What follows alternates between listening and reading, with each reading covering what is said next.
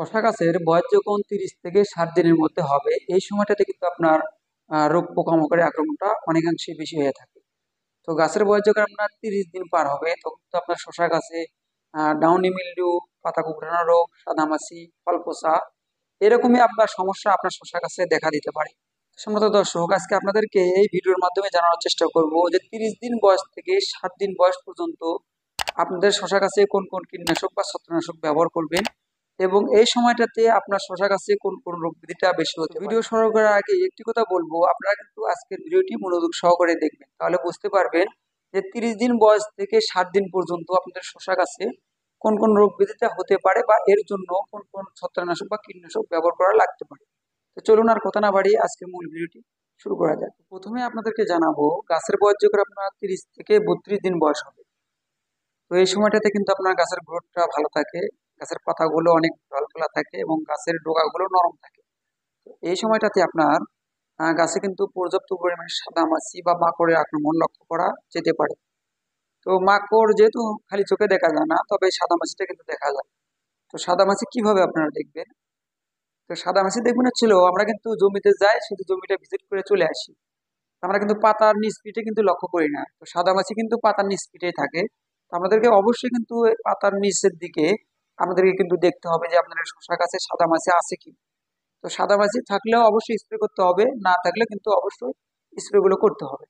সম্মত দর্শক, সাদামাছি যদি আপনার শশা গাছে আক্রমণ করে থাকে, সেক্ষেত্রে আপনারা কিন্তু উলালা, ইউপিএল কোম্পানির উলালা, এবং এর সাথে আপনারা কিন্তু মাকড়ের জন্য ডিলটা ব্যবহার করতে পারেন। তো উলালাটা কিন্তু আপনারা 16 লিটার পানিতে 8 গ্রাম, পাশাপাশি আপনার ডিল কিন্তু 16 লিটার পানিতে 16 মিলি, এই দুইটা ওষুধ কিন্তু আপনাদের কাছে একসাথে স্প্রে করতে হবে। অনেকে বলে যে সাইফুল ভাই, আপনার এই ওষুধের গ্রুপটা বলেন না কেন? আমি কিন্তু স্ক্রিনে কিন্তু এই ওষুধের নাম, কোম্পানি সহ ভালোভাবে একটা মার্ক চিহ্ন দিয়ে রাখি, যে আপনারা যদি সহজে বুঝতে পারেন। কারণ একটা গ্রুপ বলতে গেলে কিন্তু ভিডিওটি অনেক বড় হয়ে যায়। ভিডিও বড় হলে আপনারা বলবেন যে সাইফুল ভাই ভিডিওটি অনেক বড় হয়ে গেছে। যাই হোক, যখন আপনার গাছের বয়স 30 থেকে 32 দিন হবে, সেই সময়টাতে আপনারা কিন্তু উলালা 16 লিটার পানিতে 8 গ্রাম এবং পাশাপাশি ডিল কিন্তু 16 লিটার পানিতে 16 মিলি, এই দুইটা ওষুধ একসাথে আপনাদের শশা গাছে স্প্রে করে দিবেন। তো গাছের বয়স যখন আপনার 35 থেকে 36 দিন হবে, এই সময়টাতে আপনারা লক্ষ্য করবেন আপনাদের শশা গাছে দুই একটি করে শশা দেখা দিচ্ছে। এই সময়টাতে কিন্তু আপনাদেরকে অবশ্যই ভিটামিন ব্যবহার করতে হবে। তো ভিটামিনটা আমরা কোনটা ব্যবহার করব? অবশ্যই 35 থেকে 36 দিন যখন বয়স হবে, যেগুলো ভিটামিন ব্যবহার করলে আপনাদের ফুল ফল বেশি আসবে, সেগুলো ভিটামিন কিন্তু আমাদের শশা গাছে ব্যবহার করতে হবে। যেরকম আপনার হচ্ছিল এসিআই কোম্পানির ফ্লোরা, ফ্লোরাটা ভালো কাজ করে। তো ফ্লোরাটা আপনারা কিন্তু প্রতি লিটার পানিতে 2 গ্রাম, পাশাপাশি এর সাথে কিন্তু আপনারা আরেকটি ওষুধ দিবেন, সেটা হচ্ছিল আমরা অ্যান্টাকল। অ্যান্টাকল ব্যবহার করার উদ্দেশ্যটা হচ্ছিল, যেহেতু আমরা শীতকালীন সময়ে শসাটা চাষ করতেছি, তো এই সময়টাতে এমনিতেই তাপমাত্রা কম, কুয়াশা পড়ে, অনেক সময় কচি পাতাগুলো হলুদ ভাব নেয়। তো আবার ভিটামিন ব্যবহার করলে কিন্তু এই পাতাগুলো আরো বেশি হলুদ ভাব নিতে পারে। এই কারণে কিন্তু আপনাদেরকে এই ফ্লোরার সাথে আপনারা অ্যান্ট্রাকলটা অবশ্যই ব্যবহার করবেন। তো ফ্লোরাটা ব্যবহার করবেন প্রতি লিটার পানিতে 2 গ্রাম, পাশাপাশি অ্যান্ট্রাকল প্রতি লিটার পানিতে 2 গ্রাম। এই দুইটি ওষুধ গাছের বয়স যখন আপনার 35 থেকে 36 দিন বয়স হবে, তখন কিন্তু আপনারা ফ্লোরা এবং অ্যান্ট্রাকল এই দুইটাই কিন্তু স্প্রে করবেন। তাতে আপনারা দেখবেন যে ফুল ফল বেশি আসবে, গাছের সবুজ কালার হবে এবং গাছের যে পচনের লক্ষণ সেটা কিন্তু দেখা দেবে। এরপর আপনাদেরকে জানাবো যে গাছের বয়স যখন আপনার 40 থেকে 42 দিন বয়স হবে, এই সময়টাতে কিন্তু আবারও আপনাদের শশা গাছে সাদামাছি লক্ষ্য করা যেতে পারে। তো সাদামাছির জন্য আমরা কিন্তু একই ওষুধ বারবার ব্যবহার করি। তো আপনারা হয়তো জানেন যে চোষক পোকার ক্ষেত্রে কখনোই একই ওষুধ বারবার ব্যবহার করা যাবে না। একই ওষুধ বারবার ব্যবহার করার ফলে আমাদের কিন্তু সেই পোকামাকড় গুলো মারা যান। এই কারণে কিন্তু আমরা বলি যে আপনারা কখনোই একই ওষুধ বারবার ব্যবহার করবেন না, গ্রুপটা চেঞ্জ করবেন, চেঞ্জ করে আপনারা ওষুধগুলো দিবেন। সম্মানিত দর্শক, 40 থেকে 42 দিন বয়স যখন হবে, তখন কিন্তু আপনাদেরকে মভেন্টো এবং ওবেরন, মভেন্টোটা কাজ করে সাদামাছির জন্য। তো মভেন্টোটা প্রতি লিটার পানিতে 1 মিলি, পাশাপাশি আমরা কিন্তু লাল মাকড়ের জন্য আবারও ওই ওবেরনটা ব্যবহার করব, সেটা কিন্তু প্রতি লিটার পানিতে 1 মিলি। এই দুইটা ওষুধ একসাথে আমাদের গাছের বয়স যখন 40 থেকে 42 দিন বয়স হবে, সেই সময়টাতে কিন্তু আমরা ব্যবহার করবো। তো 40 থেকে 42 দিন বয়সে মভেন্টো এবং ওবেরন ব্যবহার করলাম। এরপর আসি গাছের বয়স যখন আমরা 45 দিন হবে। তো এখন আপনারা লক্ষ্য করবেন যে আমাদের শশা গাছে দু একটি করে শশা বড় হচ্ছে বা শশাগুলো বাঁকা হচ্ছে। তো এই সময়টাতে কিন্তু আপনাদেরকে অবশ্যই বোরনটা হারমোনটা স্প্রে করতে হবে আপনাদের শশার গাছে। কারণ বোরনের ঘাটতি যখন আপনার গাছে পড়বে তখন কিন্তু আমাদের শশাগুলো বাঁকায়া যায় বা শশাগুলো ফাটা যায়, তো এরকম সমস্যা দেখা দিতে পারে।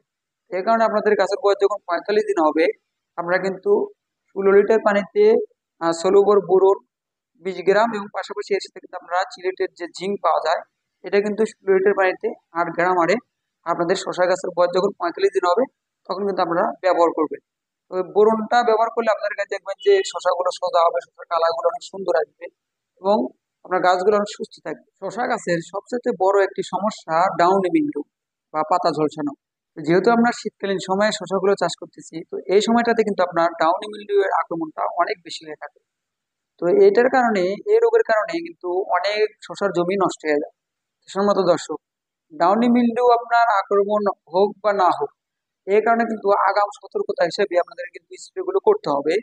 সম্মত দর্শক, গাছের বয়স যখন আপনার 50 দিন বয়স হবে, তো এই সময়টা কিন্তু আপনারা অ্যামিস্টার টপ, 16 লিটার পানিতে 8 মিলি এবং এর সাথে আপনারা কিন্তু কপার অক্সিক্লোরাইড, যদি আপনাদের কাছে এই ডাউনি মিল্ডিউ আক্রমণ না করে থাকে সেক্ষেত্রে কিন্তু আপনারা এই কপার অক্সিক্লোরাইডটা ব্যবহার করবেন।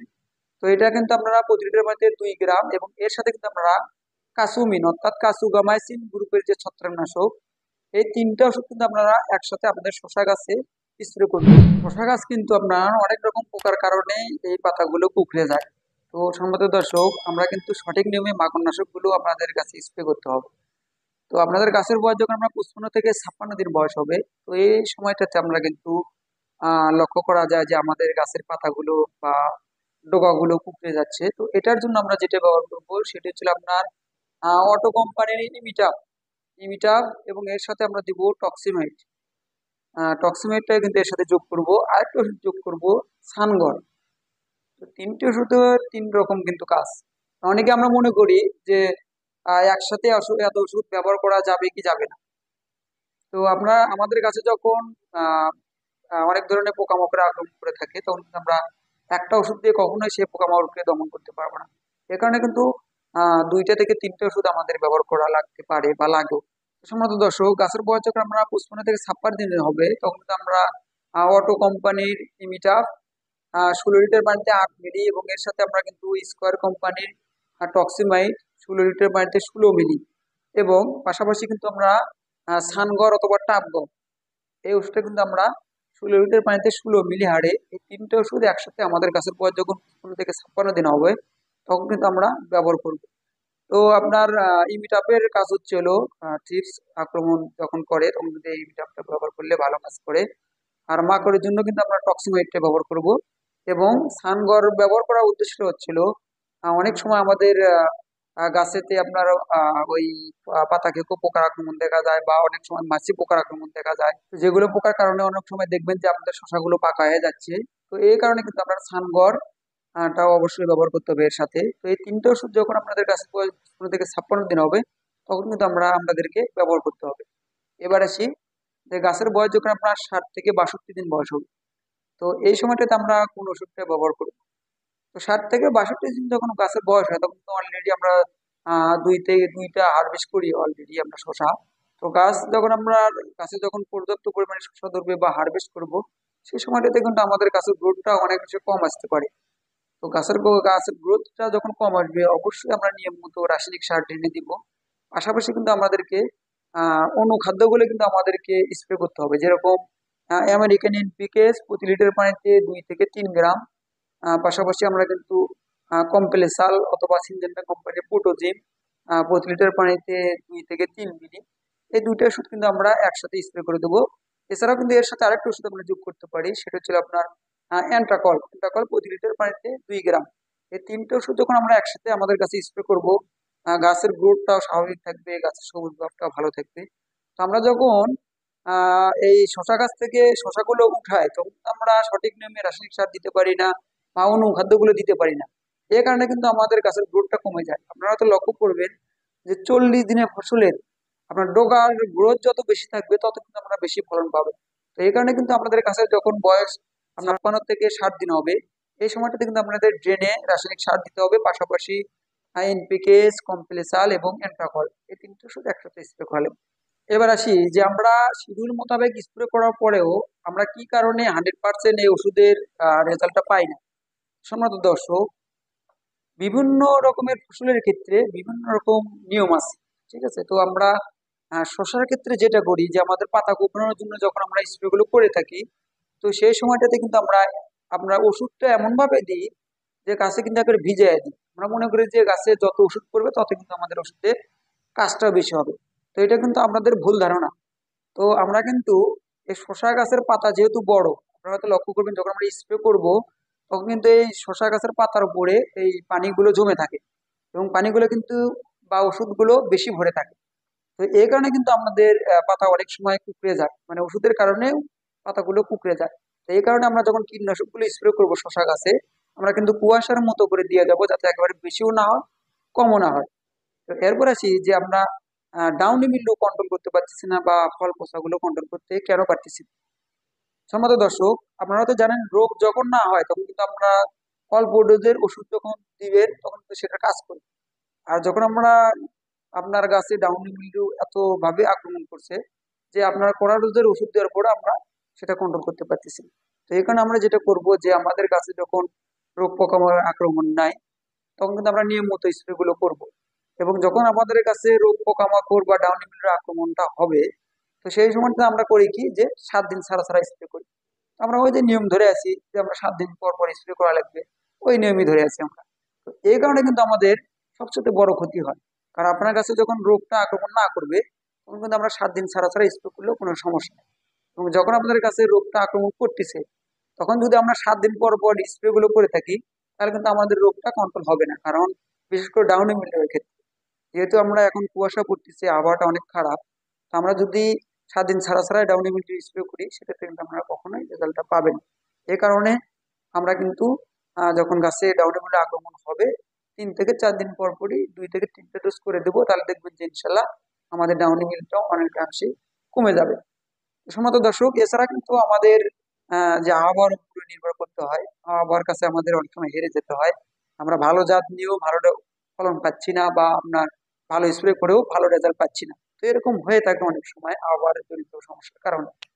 সম্মত দর্শক, আশা করি আপনারা বুঝতে পেরেছেন যে 30 থেকে 60 দিন বয়সে আমাদের শসা গাছে কোন কোন সমস্যা দেখা দিতে পারে এবং এর জন্য কোন কোন স্প্রে গুলো করা লাগতে পারে। তো অনেকেই বলে যে সাইফুল ভাই আসলে বেশি কথা বলে। তো কথা কিন্তু এই কারণে বলা লাগে কারণ আমাদেরকে এত সুন্দর করে বুঝিয়ে দেওয়ার পরেও অনেক উদ্যোক্তারা বুঝতে চায় না। তো যাই হোক, আজকের ভিডিওটি অনেক বড় হয়ে গেছে, ভিডিওটি আর বড় করবো না। সবাই ভালো থাকবেন, সুস্থ থাকবেন এবং আমাদের সাথে যোগাযোগ করে আমরা কিন্তু চাষাবাদ গুলো করতে করতে পারবেন। এবং সকল প্রকারের সবজির বীজ, চারা, মালচিং ফিলির পরামর্শ আমরা কিন্তু নতুন নতুন উদ্যোক্তাদের কাছে পৌঁছে দিচ্ছি। সবাই ভালো থাকবেন, সুস্থ থাকবেন। আসসালামু আলাইকুম।